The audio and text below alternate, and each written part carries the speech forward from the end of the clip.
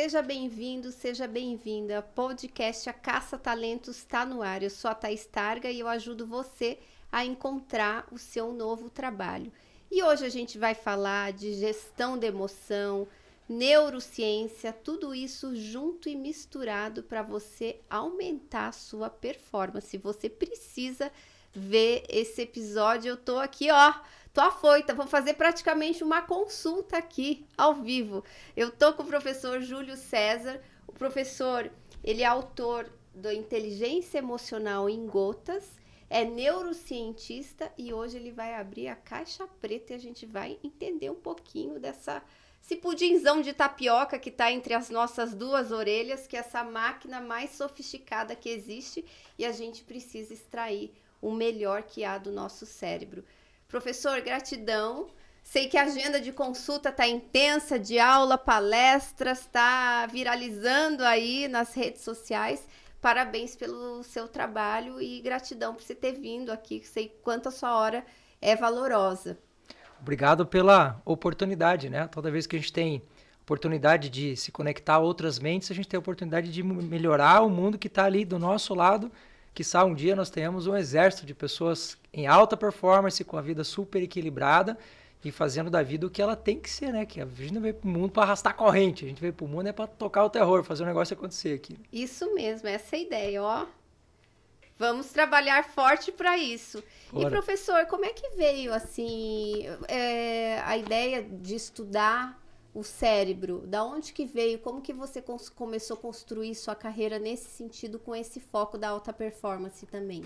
Eu comecei a minha vida como professor de filosofia, sempre gostei muito da área de filosofia, e eu acho que é meio que um padrão, assim, a gente vai aprofundando naquilo que a gente gosta e se afastando do que a gente não curte muito. E eu, na área de ciências humanas, da filosofia eu fui para a história, da história para a sociologia, e provavelmente ficaria nisso o restante da minha vida. Mas aí eu sofri um acidente, perdi um dedo da minha mão. Ah, sim. Passei por uma crise emocional bem violenta. E aí começou um cara muito curioso e já estava como professor universitário nessa época. Eu me propus o seguinte, preciso entender o que está rolando comigo, sabe? Porque às vezes o filósofo, eu sempre falo isso para meus amigos que são filósofos. O filósofo, ele acha que a gente acha que entende alguma coisa de cérebro humano, a gente fica até meio com pouca humildade em relação a isso. Mas quando a gente passa por uma quebra fisiológica, a gente não sabe nada de fisiologia. Então, a partir daí é que eu fui buscando. Dentro da própria universidade, eu fui fazer algumas disciplinas na área de medicina, psicologia, psiquiatria, psicopedagogia. Eu só não sou psicopata, mas as eu praticamente fiz todas, né? E evoluindo nesse processo, eu me encontrei dentro da neurociência como um meio que me ajudou a organizar o método de trabalho. E aí eu não parei mais, meu mestrado foi nessa linha, meu doutorado foi nessa linha. Só que antes de terminar o doutorado, inclusive eu o abandonei, né? Porque eu entendi que faltava uma peça-chave no meu processo que eu não estava dando conta, que era entender como é que esse corpo funciona do ponto de vista fisiológico. E aí eu voltei a fazer nutrição. Aí uma coisa puxou a outra, né? Nutrição, já estava bem profundo na neurociência, eu comecei a estudar a psiquiatria nutricional, né? E a neuronutrição, né? E aí, assim, hoje eu tenho trabalhado bastante com isto, sabe? As pessoas buscam muito essa questão da estrutura da mente, e eu acho que é meio que da gente, né, do ser humano, de buscar, de aprofundar, de correr atrás e tal, só que a gente fica muito no nosso objetivo. Se você for olhar para o corpo da pessoa e for pensar lá os 80 elementos que o corpo tem que ter para ele funcionar bem, a gente tem que entender que esse corpo é como se ele fosse uma construção de um prédio. Se faltar ferro, ele cai. Se faltar cimento, ele cai. Se faltar tijolo, ele cai. E as pessoas querem construir uma carreira, querem construir um sucesso, querem construir uma performance. E às vezes acontece de eu atender, por exemplo, um empresário, um executivo às 5 horas da tarde, como me aconteceu há poucos dias atrás.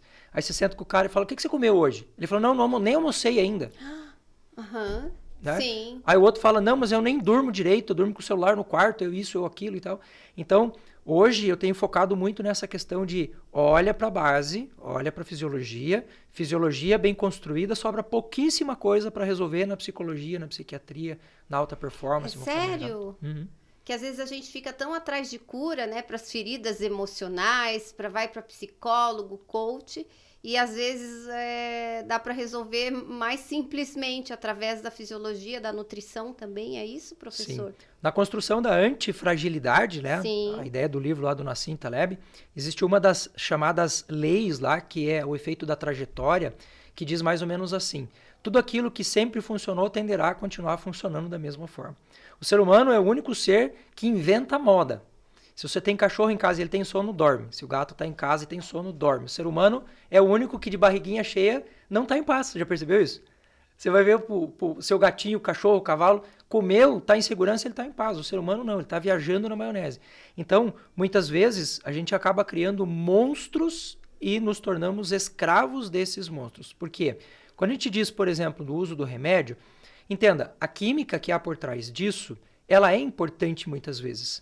Mas ela é importante para 10% dos casos. Os outros 90% a gente corrigiria com questões nutricionais. Você não precisa dar remédio para a pessoa, você tem que corrigir o processo nutricional. Vou te dar um exemplo bem simples. A pessoa está com um nível de ansiedade muito alto e você tem a prescrição de uma fluoxetina, um escitalopram. O que esses dois caras fazem? Um trabalha para você liberar um pouco mais de hormônio, o outro trabalha para você não recaptar mais esse hormônio. Mas eu te pergunto, e se você não tiver hormônio? Ele funciona de alguma forma? Não, ele não tem sentido de estar lá. Aonde é que você constrói o hormônio? Lá no seu intestino, com fragmentos do que você comeu ontem, anteontem e assim por diante. Então, sem que tenha esta base nutricional funcional e perfeita, o teu corpo não vai rolar. Do ponto de vista emocional, olhar para isso é muito interessante. Por quê? Porque o que é o sistema emocional? O sistema emocional é um sistema que tende a trabalhar pela preservação da tua subsistência. E esse sistema, ele é um sistema muito simples na entrada e complexo na saída. Como assim simples na entrada? Os inputs que você recebe, os estímulos que você recebe do meio externo e até do teu próprio corpo vão ativar ou não teu estado de sobrevivência.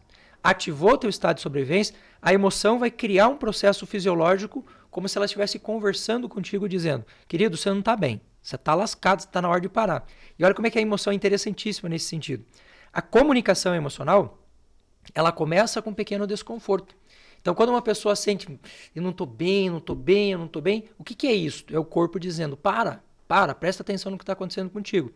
E desses mais ou menos 80 elementos essenciais que o corpo precisa, se você tiver um em falta, o teu cérebro vai dizer fome, fome, fome, fome, porque a única forma que tem de você absorver o que está faltando é fome. Só que nesse processo, você passou pelo desconforto, não deu atenção para o desconforto. O que teu sistema emocional vai fazer? Vai te criar uma dor. Efeito psicossomático, efeito que começa na mente e desencadeia no corpo. Então a gente tem dores no corpo que são muito características. Nessa região aqui da cabeça, dor na nuca, no meio da escápula, bem embaixo da último fio de costela. São dores puramente emocionais. É o sistema simpático que está dizendo para você, tá errado, tá errado, tá errado, tá errado. Se o ser humano continua nessa mesma pegada, a gente vai para um terceiro estágio do sistema emocional que ninguém entende por que acontece, mas ele acontece, que é o adoecimento. Geralmente, quando alguém fica doente, a pessoa pensa que isso é uma desgraça, que isso é ruim. Nem sempre. Às vezes, a doença é uma comunicação do teu sistema falando, porque se você não parar, eu te paro, senão você vai morrer.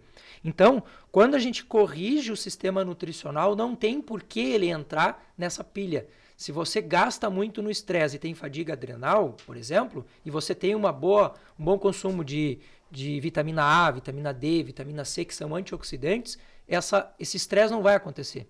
Se você dorme bem, você vai ter melatonina. Melatonina é um antioxidante que limpa o corpo inteiro. Você não vai precisar de remédio. Então, a base nutricional é 90% do processo. Não é que as outras áreas não sejam importantes. E eu até vejo isso acontecer. Às vezes, por exemplo, eu trato muitos psiquiatras. Em tese, gente que entende muito sobre os a mente psiquiatras vão te consultar? Sim. Que massa!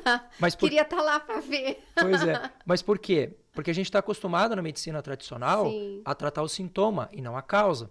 Então, quando eu sento com ele e digo, querido, olha, isso aqui está errado, essa alimentação está te inflamando, isso aqui está acabando com a tua adrenal e tal, aí a gente começa a entender por que muitos tratamentos psiquiátricos não vão para frente. Porque o remédio não é uma cura, ele remedia. A psicologia é a mesma coisa, o coach cognitivo é a mesma coisa. Às vezes a pessoa é mega bem informada, você tem profissionais incríveis no mercado, mas ele não consegue destravar o cara, porque tem vitamina D faltando, porque tem potássio em excesso, entendeu? Entendi. Que o cara tá com o fígado intoxicado, com metal pesado, enfim. E das pessoas que te procuram, tem uma queixa que sempre aparece? Ansiedade, TDAH, fibromialgia? O que tem aparecido mais no consultório agora, doutor? Aparece tudo. Mas a coisa mais interessante, a coisa mais significativa que tem aparecido é a queda de performance. Essa queda de performance, ela acontece geralmente assim. Só entra numa nova fase da empresa, entra num novo emprego, coisa do gênero, e ela tem um pico de produtividade que é natural do corpo, porque você está cheio de reservas ali. Então a pessoa vai 6 meses numa condição alucinante, trabalhando feito um doido, mais ou menos perto de 9 meses, sem você corrigir esses elementos que estão faltando. Você começa a torrar as suas reservas, não tem mais reservas. Em 9 meses isso estabiliza, um ano e meio você vê a pessoa fundo do poço. Isso é muitíssimo comum. E dentro dessa queda de performance, o que a gente tem que é muitíssimo comum? A libido vai pro saco, acabou-se literalmente, pessoa, e não é só do ponto de vista sexual. É a libido no sentido de você sentar num final de tarde, olhar para um contraste entre um pinheiro e um céu azul e dizer, cara, que massa esse negócio aqui. E a pessoa perde esse prazer. A gente tem queda de performance na aprendizagem, que é muito comum acontecer. Leio, não entendi nada. Leio, não entendi nada. Outro, que é muito comum, memória fraca. Memória está frágil. Pô, não lembro mais o nome daquela pessoa. Acabei de olhar no celular o negócio, já não lembro mais o conceito. Queda no processo de foco. Eu preciso sentar para poder prestar atenção, para ler um contrato, por exemplo, e não consigo passar mais de 10 minutos fazendo isso. Então, isso é o comum, isso é o corriqueiro, isso é, sei lá, 95% do que eu pego todo santo dia. Aí, quando essas condições elas estão muito amplificadas, aí a gente tem problema de intestino, que é o que mais acontece, Sim. Queda de cabelo, começa a ter problema de pele, aparecimento de fibromialgia, aparecimento de endometriose, problema cardíaco, câncer, que são coisas que estão ligadas ao processo emocional. Só para você ter uma ideia de um índice, para a gente conseguir ter uma noção, existe um pensador, um pesquisador alemão chamado Dr. Hammer. O Hammer, ele é um oncologista, então ele trabalha com câncer. E ele percebeu que na família dele, quando o filho dele ficou doente, a esposa desenvolveu câncer. Quando o filho faleceu, ele desenvolveu câncer. Aí ele falou, tem alguma coisa que liga um trem no outro aí. Sim. E ele começou a perguntar para os pacientes dele, quantos deles tiveram traumas emocionais nos últimos 2 a 5 anos? Quase todos. E o que ele descobriu que foi meio assim, ele tirou no escuro e acertou. Que para cada pessoa doente, não só de câncer, hoje a gente sabe que é de outras coisas, Covid, enfim, todas as doenças graves, num tempo médio de mais ou menos 2 anos, no círculo social daquela pessoa, entre 2 a 5 pessoas adoecerão também por causa disso. Por quê? Porque a pessoa não tem blindagem. Por exemplo, imagine que você tenha lá uma notícia, seu filho está doente e ele tem câncer. Nossa. Ele é muito impactante, mas ele é impactante por quê? Porque a gente está sem blindagem. Porque numa preparação emocional, como a gente costuma fazer, quando você sabe que o outro precisa de ajuda, é onde você mais tem que estar 200 por hora. Meu irmão teve câncer, meu irmão mais novo. Quando ele me ligou e falou, mano, tô com câncer, cara. Eu falei, então beleza, vamos sentar, vamos ver o que é possível fazer e bora pra cima. Entende que isso é a blindagem emocional. E daí o que vocês fizeram? Como que foi essa blindagem? A blindagem é toda uma preparação que a gente vai fazendo para entender que ambiente estressor sempre vai existir. Condição estressora sempre vai ter. Mas você não precisa necessariamente estar inserido nesse estresse. Vou te dar um exemplo de uma coisa ridiculamente simples. Você saiu aqui do estúdio e ali na esquina de uma cidade gigante como a nossa, alguém que você nunca viu te fecha no trânsito e ainda buzina e xinga sua mãe. Qual a probabilidade... Isso é normal de acontecer comigo, porque eu ando muito devagarzinho. Eu faço um ho'oponopono pra pessoa. Sinto muito, me perdoe, te amo, sou grato. Isso é blindagem, Thaís. É que eu sou muito fechada no trânsito, eu nem ligo mais. Mas isso é blindagem. Sim. Porque à medida que você não permite que alguém que você nunca viu determine emocionalmente como é que vai ser o estágio do seu dia, você está se blindando.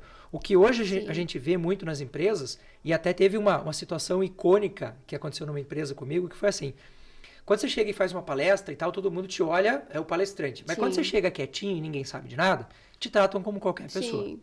E eu gosto muito de ir para a área do café das empresas, porque ali rola umas paradas muito legal. E tinha 2 funcionárias conversando e uma disse para a outra assim, eu tô trabalhando tanto que eu já me desenvolvi uma úlcera.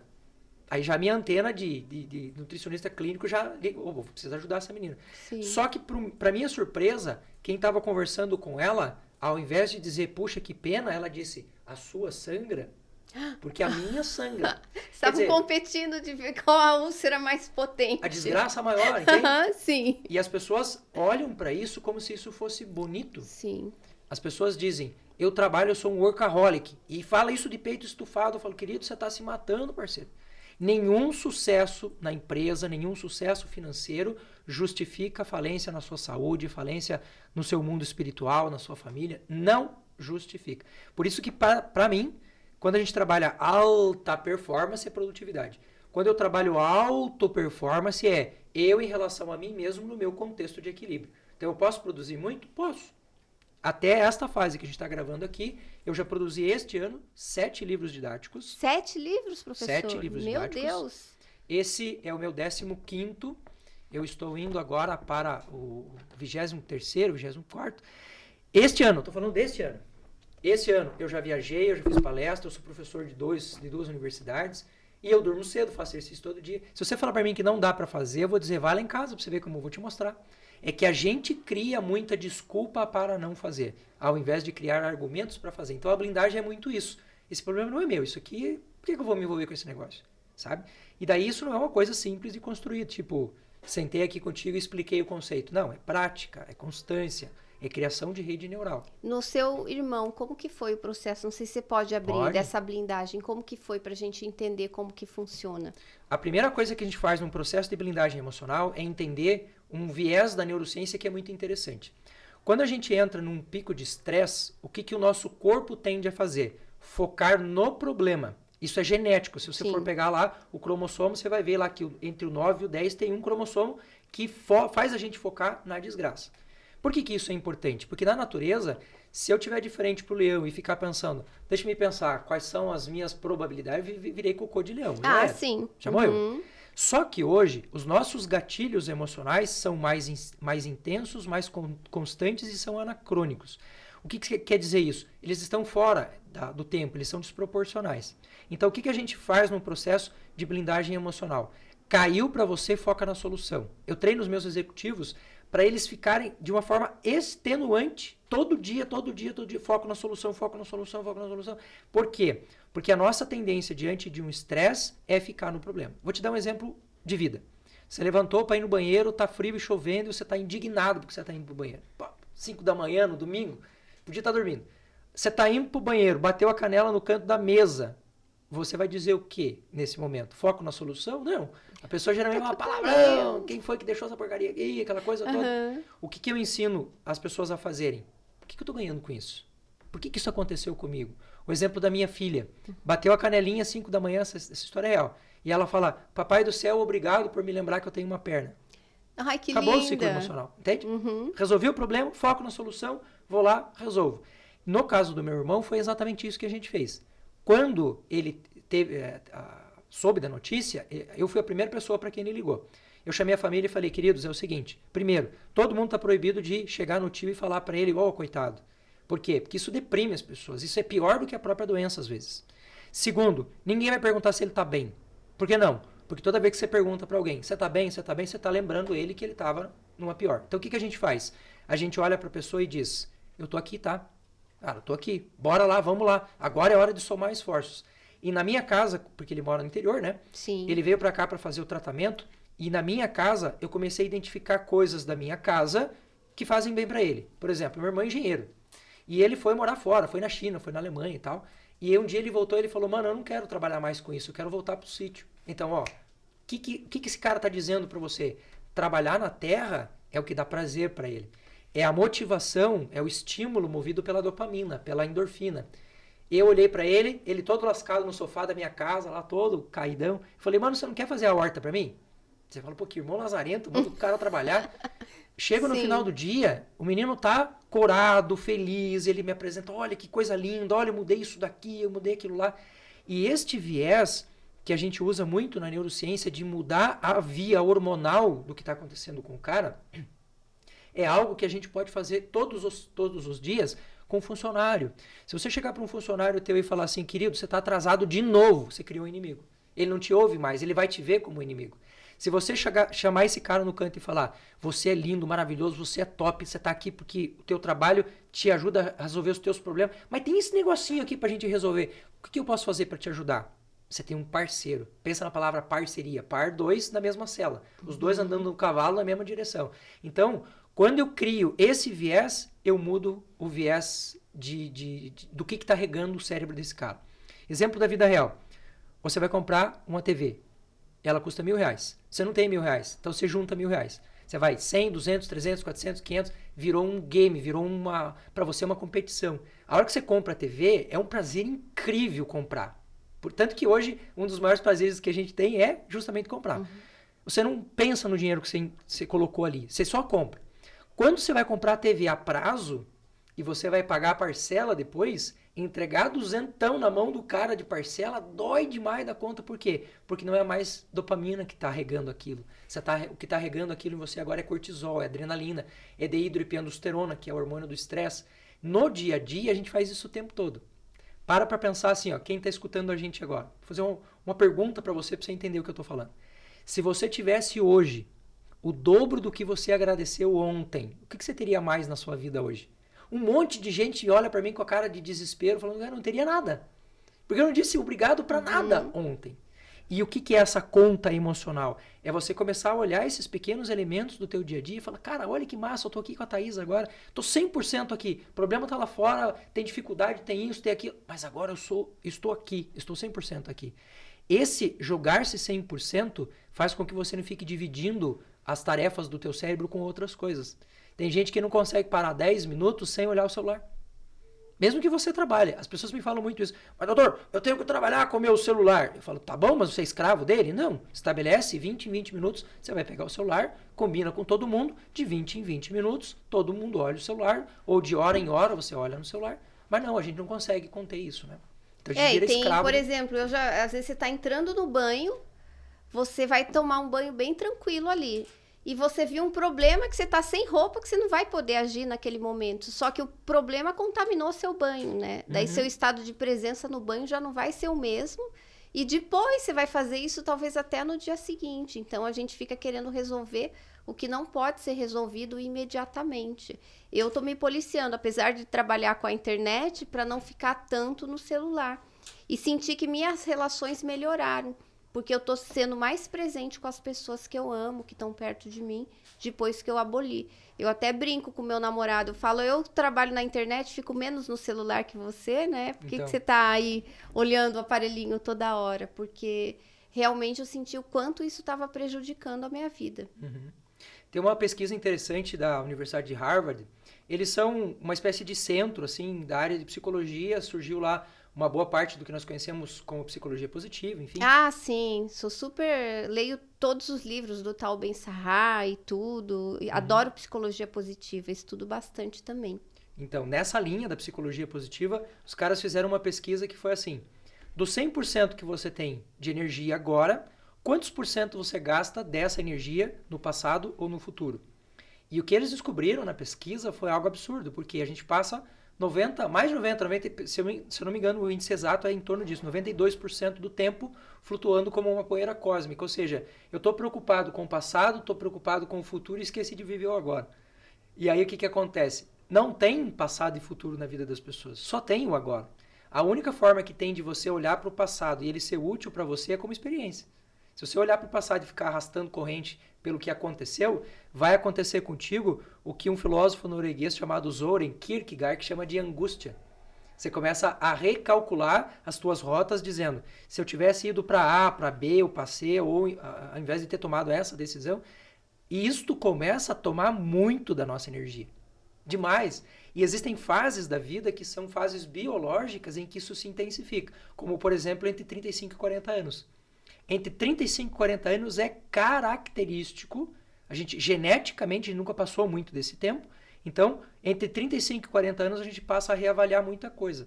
Carreira, você vai ver que a principal mudança de carreira acontece nessa fase, os casamentos, eles acabam, muitos deles nessa fase. Se você for lá na universidade, você vai ver os dois públicos característicos iniciando os cursos, né? A galera que está começando a vida, 18, 19 anos, e a piazada de 35, 40 que estão mudando de carreira. É muito característico. Você não vai ver esse mesmo nível de intensidade entre 20 e 30, nem entre 40 e 50. Mas entre 35 e 40, isso é muito intenso. A gente se pergunta, criei meu filho do jeito certo, a carreira que fiz foi do jeito certo? Será que se eu casei ou não casei, será que isso foi bom para minha vida ou não? E se você está num período instável emocionalmente nessa fase e nutricionalmente você não está legal, a depressão abre a porta e fala, vem parceiro, pode vir que você é meu. E ela chama e ela tem um poder muito grande. Esgotamento nervoso, depressão e ansiedade são os males do século. Pois é. E o quanto a nossa nutrição influencia em tudo isso? E qual seria uma maneira para começar uma nutrição mais correta, mais saudável do ponto de vista cerebral mesmo? Entender, por exemplo, como é que o nosso corpo funciona. É o básico do básico do básico. Exemplo, coisas que são extremamente simples da gente entender. O nosso corpo, a gente tem os picos hormonais durante o dia. Então, você tem um cortisol que começa às 3 da manhã, vai até às 3 da tarde, que é o pico natural. E existe os hormônios estressantes, que são consequências disso, que daí podem ter picos maiores depois disso por causa do estresse. Mas o normal é isso.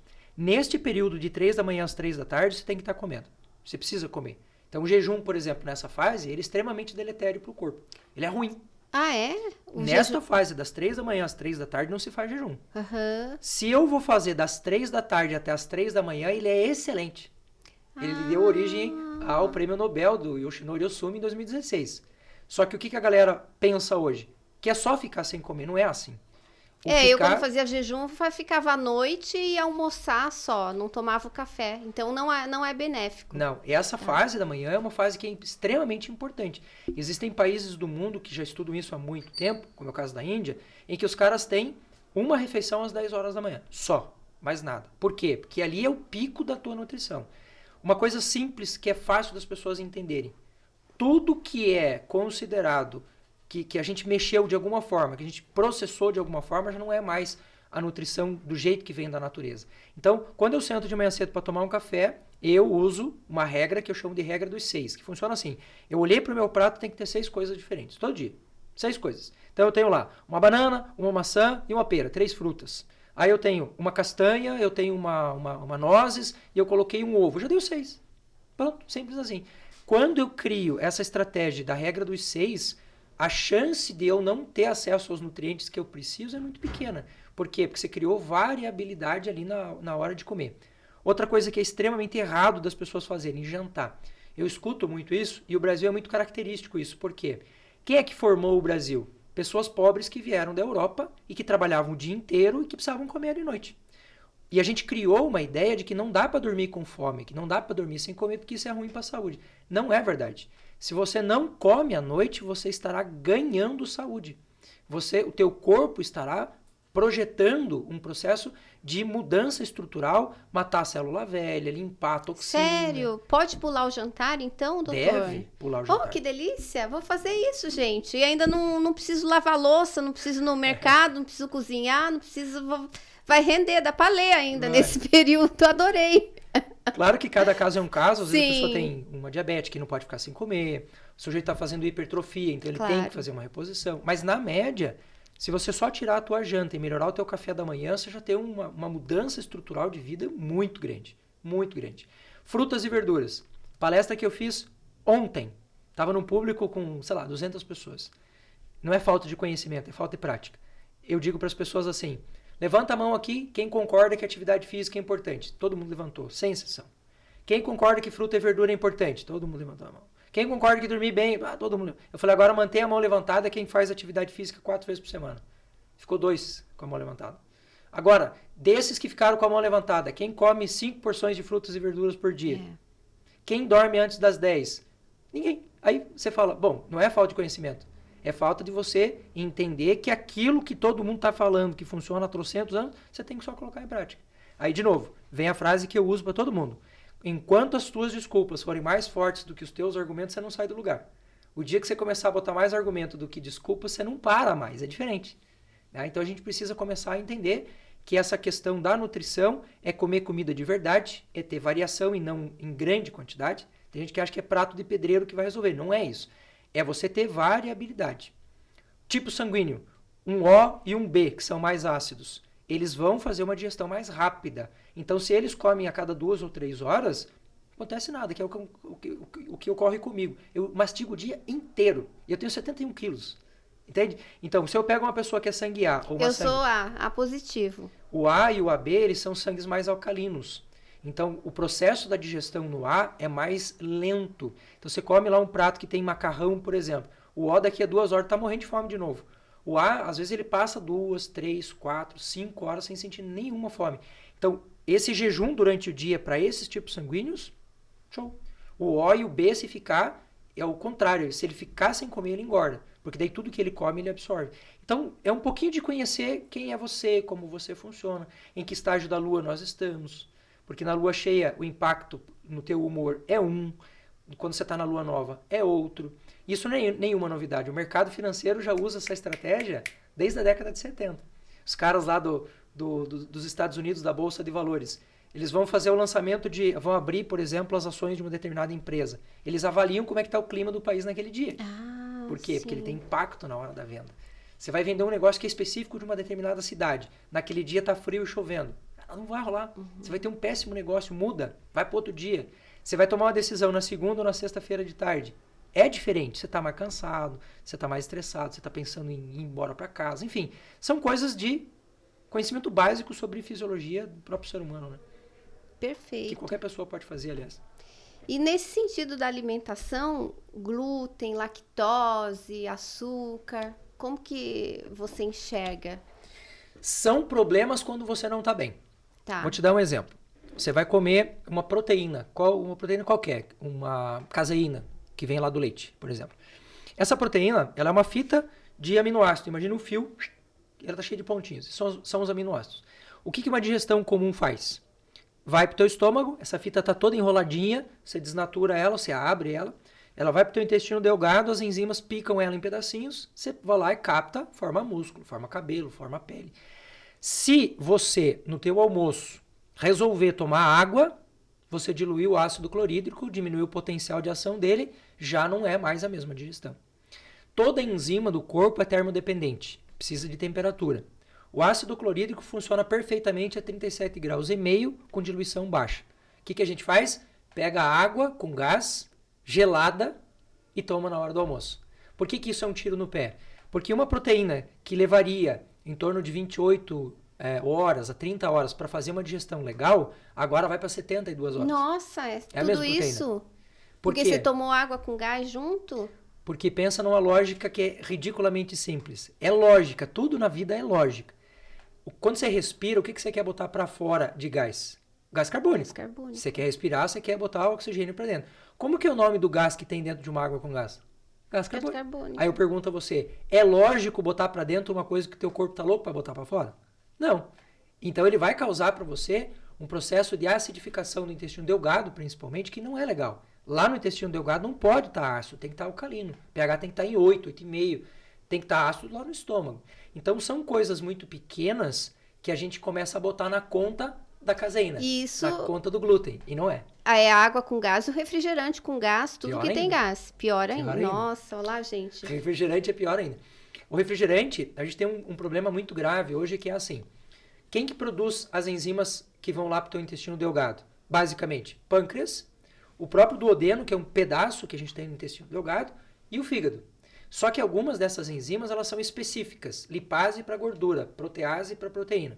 Quando você consome uma coisa que é ao mesmo tempo doce e salgada, você abre dutos que um devia estar fechado e o outro aberto. Se você abre os dois, você pode ter um refluxo nesse duto e causar, por exemplo, uma pancreatite. E a pancreatite é dificílimo de você lidar com ela. Se você tiver pancreatite, cuide muito, porque os casos graves de morte por causa disso são muitos. E aí o que você faz? Você vai lá e toma um negócio que tem doce e salgado tudo junto. Você vai lá e come uma comida extremamente gordurosa e toma uma cerveja que tem álcool em cima, que é um carboidrato. Então a gente começa a desregular tudo. Via de regra, essa nutrição, que é uma nutrição simples de fazer, comeu fruta, termina a fruta.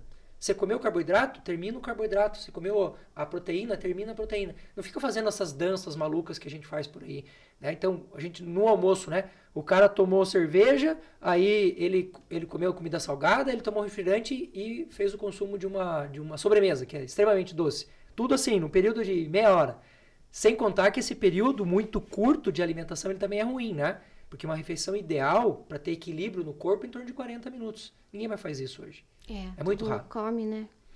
Aí a gente começa a botar na conta do glúten. Ah, o glúten é o problema. Se você, repito isso aqui de novo e vou repetir a minha vida inteira. Se você estiver regulado, você não vai ter problema com glúten, com lactose, com nada disso. Depois que você adquiriu o problema, aí a parada é diferente. Porque aí o teu organismo já começou a trabalhar contra você e a gente tem que fazer uma regulação, uma modulação do sistema imune. Mas isso é depois. Então, a pessoa liga lá pra mim e fala assim, doutor, eu tomo leite e me faz mal, o que que eu faço? É lógico, para de tomar leite. Não, mas não tem um negocinho que eu posso tomar aqui? Não, não tem negocinho que você pode tomar. Você tem que parar por 6 meses, regular o teu sistema imune para ele parar de atacar você e aí depois a gente pensa em regular. Mas no prévio não tem nada que faça mal pra gente. Nada. Até pedra você pode comer que não vai fazer mal. Agora, se você estiver desregulado, até o que é benéfico vai te fazer mal. Se tomar água demais com o intestino desregulado, vai te dar diarreia. Simples assim. E o que, em termos de alimentação, a gente tem que abolir? Açúcar. 100%. Açúcar é a maior causa de cirrose hepática não alcoólica do mundo, diabetes, problema cardíaco, queda de cabelo.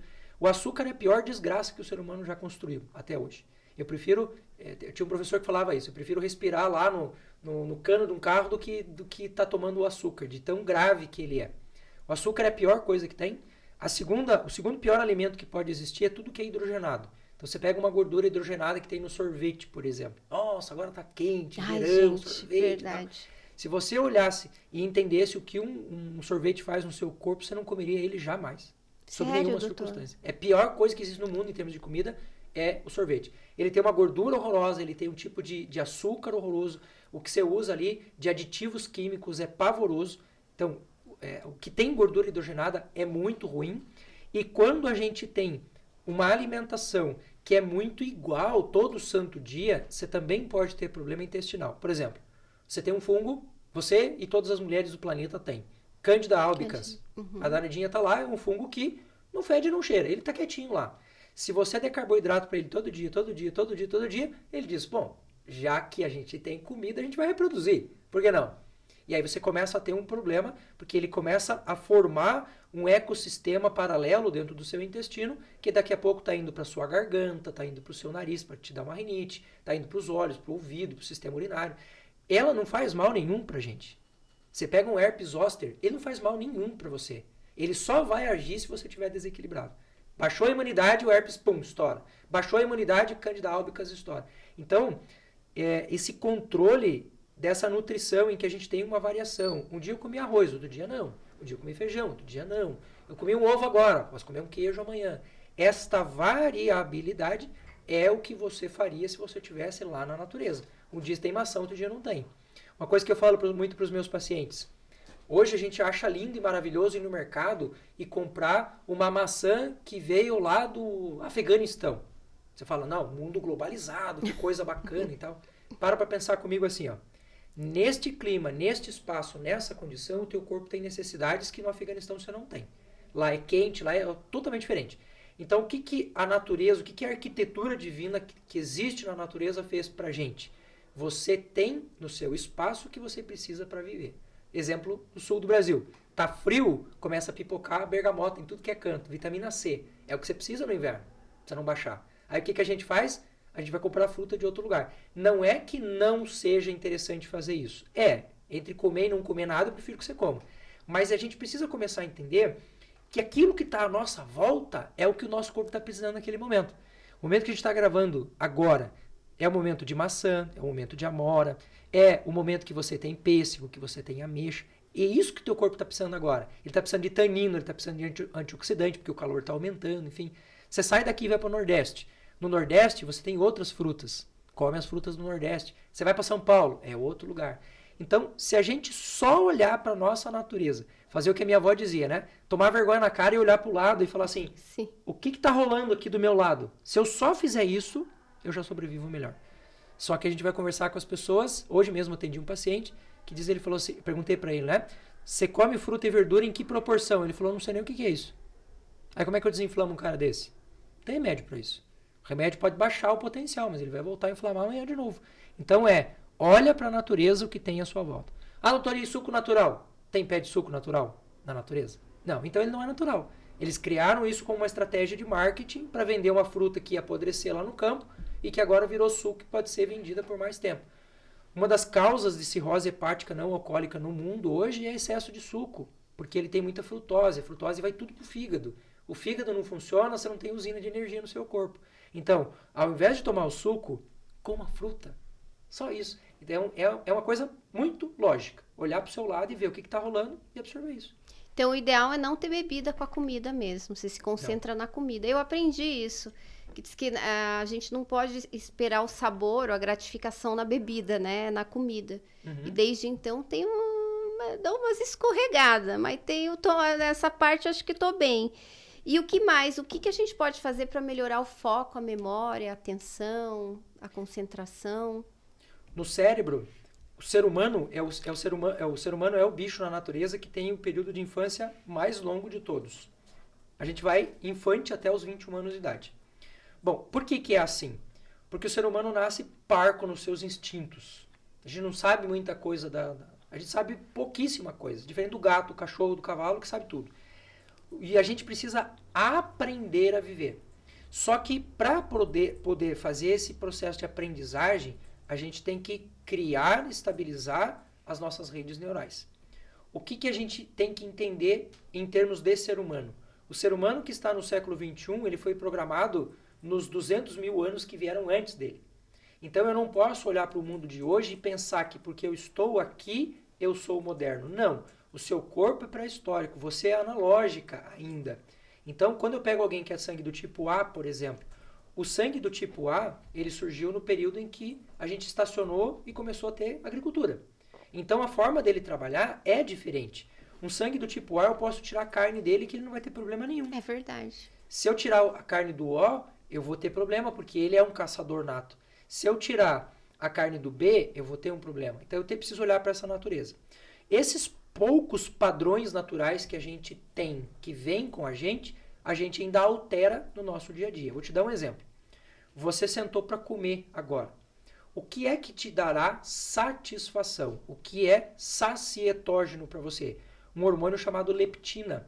A leptina é produzida no tecido gorduroso, que lá no cérebro vai dizer chega, já estamos cheios. Só que para você liberar a leptina, você tem que estar sentado na mesa degustando a sua alimentação por 20, 30 minutos. Senão você não libera ela. Sentei na mesa e já estou liberando leptina. Não funciona assim.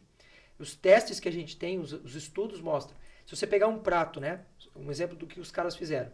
Se botaram um cano embaixo do prato aqui, e conforme o cara vai comendo, ele vai repondo por aquele cano. Aquela pessoa, em 10 minutos, ele comeu 70% mais do que uma pessoa que em 30 minutos pegou uma fração e foi comendo devagarzinho, comendo devagarzinho. E tudo hoje, ao nosso redor, trabalha o superestímulo. Tem um cientista holandês chamado Nico Timberg, que ele descobriu uma coisa muito legal. Ele descobriu que quando você pega um estímulo natural e amplifica, o corpo fica doido. Por exemplo, lá no estudo dele, ele pegou uma gaivotinha que tinha uma mancha vermelha no bico e toda vez que ela via a mancha, ela beliscava lá para pedir comida. Ele colocou uma mancha gigante, o bichinho ficou doido. O que é superestímulo no ser humano? Misturar doce com salgado, misturar coisas que são crocantes e moles, como a bolacha salgada, aquela bolachinha recheada. Então, tudo que cria superestímulo faz o cérebro perder essa noção do que está rolando ali contigo. Pergunto a você, fruta que você gosta, laranja, por exemplo. Você pega uma laranja, prazer. A segunda laranja, já não é mais aquele prazer. A terceira já não vai mais. A quarta é impossível. Num copo de suco, você põe 5 laranjas fácil. Fácil, fácil, fácil. Você coloca numa jarrinha de suco 6 frutas ali, você pega 5 cachos de uva e coloca numa garrafinha, fácil. O teu corpo não vai conseguir sacar o que está acontecendo e você vai criar um baita de uma dificuldade. Então, entender os processos de aprendizagem do cérebro nos permite viver melhor. Exemplo também da vida prática. Celular. Quanto tempo leva para uma pessoa sentar, pegar um livro como esse, focar e começar realmente a degustar o livro? Para você ter o estímulo lá do núcleo accumbens, para você produzir, por exemplo, noradrenalina, você precisa de 20 minutos de trabalho. O que o celular faz com a gente? De minuto em minuto, de 5 em 5 minutos, ele quebra a tua atenção. O que teu cérebro aprende a fazer? A não focar mais em nada. Aí você não consegue mais pegar o livro e falar, que coisa legal. Então, não é que a gente tenha que jogar o celular fora. Seria estupidez da minha parte falar isso, porque ninguém vive mais sem o celular. Mas nós também precisamos ter períodos em que eu deixei o celular um dia longe de mim para fazer uma leitura, para fazer um estudo. Então, quando você está preparado para fazer as duas coisas, vida legal. Quando você virou escravo disso aqui, você está lascado. O Google fez uma pesquisa há pouquíssimo tempo atrás, 2019, e a pergunta que eles fizeram é: quanto tempo uma pessoa leva para responder um WhatsApp, por exemplo, né? E o que eles mostraram é que, em média, as pessoas quebram a sua atenção a cada 1 minuto e 35 segundos. Nossa, é muito pouco. É ridículo. Você nunca vai conseguir produzir noradrenalina a ponto de você mergulhar numa leitura e falar: nossa, que troço maravilhoso. Você pega hoje os meus alunos e fala para os caras assim, ó: moçada, a gente tem que ler um texto de 5 páginas hoje aqui para aula. Nossa, os caras estão sapateando na sala. Professor, que absurdo. Aí é muito legal, porque hoje o que o celular faz? Quando uma mensagem é muito grande, ele passa rápido. Quando você passa uma mensagem de áudio e ela é muito comprida, o que você faz? Acelera, Velocidade né? 2, só que o texto não tem isso. Sim. Aí você não tem preparo, você não tem rede neural para ler aquele texto. Aí você vive num mundo de frustração, vive num mundo hiperacelerado, né? Síndrome do pensamento acelerado, Augusto Cury, né? Sim, e eu vejo que o caminho das redes sociais é cada vez conteúdo menor e mais acelerado. E aonde que vai parar? Onde que vai nosso cérebro, atenção com isso? Porque hoje, por exemplo, eu quero fazer um bolo. Antes eu ia no YouTube e ia lá uma receita passo a passo, um vídeo de 3 minutos. Agora eu quero um Reels de 30 segundos que me ensina a fazer aquele mesmo bolo. E aonde que a gente vai parar? Primeiro para produzir conteúdo cada vez menor. E depois como que fica nosso cérebro, nossas crianças que estão nesse mundo aí, onde tudo é rápido, instantâneo, tudo... Eu te digo onde ele vai parar. No meu consultório. É lá. Sim. Ó, só para você ter uma ideia do que eu tô falando, tá? Quando você olha para alguma coisa, tô olhando para essas cores aqui em cima da mesa, tô olhando para a sala, os meus olhos processam 76 gigabytes de informação por segundo. É muita coisa. O teu cérebro não consegue gravar tudo, porque não teria espaço. É como um hardware que não aguenta tanta pancada. Então, o que o cérebro inteligentemente faz? Ele começa a fazer um circuito de reciclagem. O que a gente grava? Aquilo que está com pico emocional de mais ou de menos. Estou feliz, estou triste, são coisas que gravam. Então, é como se você tivesse... O seu dia a dia fosse um pontilhado. Quando você senta na frente de um celular e começa a passar um Reels ali, né? O que em 1 hora, mais ou menos, passa de informação no teu cérebro? 1,5 milhão de informações, de dados. Você tem a capacidade de processar 300 mil. Automaticamente, para poder reciclar, o que o cérebro começa a fazer? Acelerar. E aí você não consegue mais, quando você deita na cama, desacelerar para dormir. Você vai conversar com alguém e a pessoa está conversando contigo, você vê que o cara está numa angústia, porque ele fala: pô, acaba logo esse negócio. A minha consulta é de 1 hora. Ponto. Eu já aviso os pacientes. Você vai ficar comigo 1 hora. Se der, eu consigo terminar um pouquinho antes, mas é 1 hora. Ponto. Por quê? Porque as pessoas já ficam... Celular. Eu falo: cara, larga o celular. Hoje aqui é tete a tete comigo. Mas é nítido o quanto a pessoa sofre de ficar 1 hora conversando contigo. Então, essa diminuição da velocidade... Aí a gente tem estratégias muito legais, né? Mindfulness, atenção plena, meditação, são ferramentas incríveis para fazer essa desaceleração do cérebro. Perfeito, perfeito. Nossa, incrível. Já deu quantos minutos de podcast? 49 minutos. Meu Deus, é muito conteúdo. Doutor, e para finalizar, né? Se eu tivesse aqui na sua frente como paciente, tivesse só 2 minutos, só eu querendo encurtar. Vamos lá, fazer um esforço. Quais seriam as dicas, né? As orientações fundamentais para eu melhorar aí minha qualidade de vida, de alimentação? O que você me falaria nesse pouco tempo, pressionando aqui já? Eu já tenho a resposta para essa pergunta e ela é bem simples. Os 5 elementos capitais da saúde são sono, em primeiro lugar, que é o mais importante de todos. Dormir cedo, dormir com qualidade, dormir sem celular no quarto, dormir sem ter comido antes, sem ter tomado banho antes. São coisas que ajudam muito a regular o sono. Reconexão com a natureza, botar o pezinho na terra, fazer atividade física, pegar o sol, entender os ciclos lunares, entender o quanto que você tem de impacto nisso no seu corpo. alimentação em terceiro lugar, atividade em quarto lugar, regulação das emoções no quinto lugar. E eu, especialista na área de emoções, jogo ela por último. Você fala, mas isso é contraproducente para você, não. Sobra pouquíssima coisa para você regular na emoção quando os outros 4 elementos estão resolvidos. Sono, reconexão com a natureza, alimentação e atividade física. Aí sobrou alguma coisa. É hora da gente procurar a regulação das emoções. Perfeito. Gratidão. Ó, vou deixar o livro aqui dele. Deixa eu colocar bem aqui na câmera. E a gente sempre termina o podcast com uma palavra qualquer que representa o que foi falado aqui, até para a gente ver quem veio até o final. E você coloca hashtag essa palavra que o Dr. Júlio vai falar agora. Qual que é a palavra? Gratidão. Gratidão, adoro. Perfeito. Gratidão, até uma próxima. E ó, eu vou no seu consultório. A consulta não terminou, só começou aqui. Será um vou prazer. marcar o quanto antes. Vou lá. Acho que, nossa, tava precisando de um profissional que realmente me ajudasse a cuidar da minha saúde, performance. É isso que a gente precisa. Gratidão. Gratidão para você que esteve até aqui e até nosso próximo episódio. Um beijo.